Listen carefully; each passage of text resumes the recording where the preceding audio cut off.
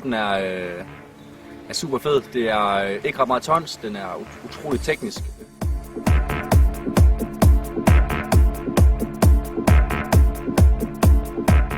Det er fede single tracks og utrolig udfordrende nedkørsler. Meget udfordrende opkørsler sådan set også. Der skal nok blive kamp på dem, og det bliver ret hurtig udskillelse i feltet.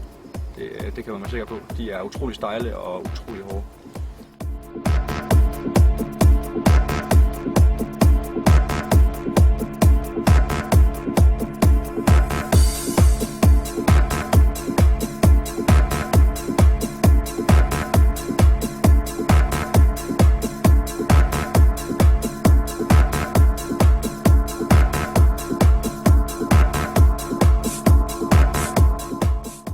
Sammenlignet med Bundesligaen, der er den væsentligt mere udfordrende, synes jeg personligt. Og i forhold til World Cups'en er den er ikke helt på niveau med World Cups'en, men det nærmer sig et niveau, der godt kunne være en World Cup, sådan set.